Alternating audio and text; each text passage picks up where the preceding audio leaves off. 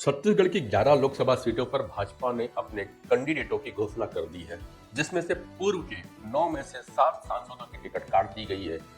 इनमें से 4 को विधानसभा चुनाव लड़वाया गया था। चूंकि छत्तीसगढ़ में पार्टी ने विधानसभा चुनाव भी मोदी की गारंटी पे ही लड़ा, तो लोकसभा में स्वाभाविक रूप से प्रत्येक प्रत्याशी को यही सोच समझ को उतारा जा रहा है कि जिताएगा तो मोदी ही।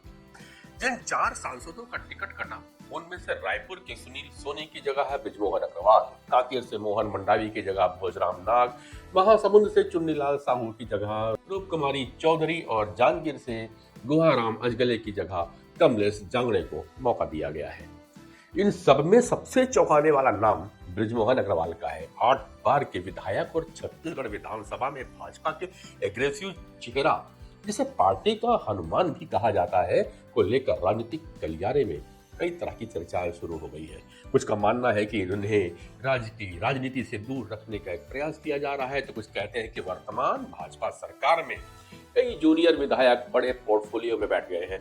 केंद्र में जाने से बृजमोहन को यहाँ की अपेक्षा कोई बड़ा पोर्टफोलियो मिल सकता है। अमर अग्रवाल, राजेश मूणत और अजय चंद्राकर जैसे कुछ दिग्गजों को शायद मंत्रिमंडल में जगह मिल जाए। टिकट घोषणा के पूर्व चर्चा थी कि राजनांदगांव सांसद संतोष पांडे की जगह पूर्व सांसद मधुसूदन यादव या अभिषेक सिंह को टिकट मिल सकती है। लेकिन विधानसभा चुनाव में बस्तर के प्रभारी रहे संतोष पांडे वहां के धर्मांतरण के मुद्दों पर काफी अग्रेसिव रहे और 12 में से 8 सीटें जिताने का ऐलान वही ले गए।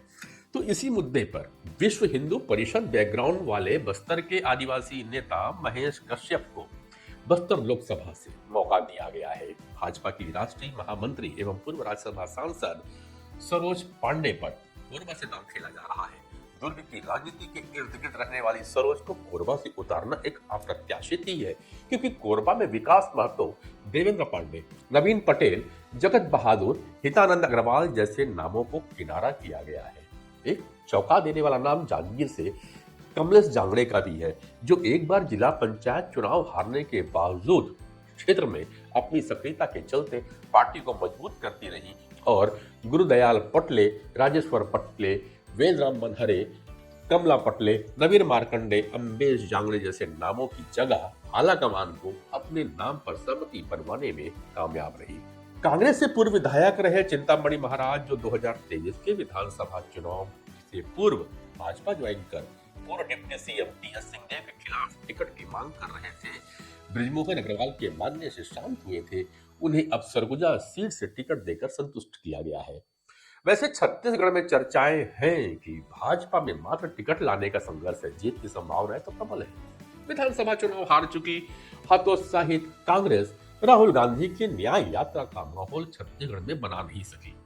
अब जिस समय चुनाव होने वाले हैं, वह चैत्र नवरात्र का होगा, रामनवमी भी होगी और हनुमान जयंती भी।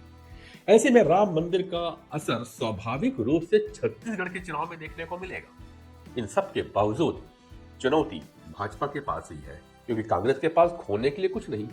11 में से 9 सीटें भाजपा के पास है, जबकि बस्तर और कोरबा 2 सीटें ही कांग्रेस के पास। इन सीटों के लिए भाजपा को अत्यधिक मेहनत करने की आवश्यकता है और भाजपा संगठन के द्वारा घोषित रायपुर के उम्मीदवार का नाम यह बताने के लिए काफी है कि छत्तीसगढ़ में भाजपा इस बार एक भी सीट खोना नहीं चाहती। इसलिए तो नारा दे रही है, 1 और 1 11।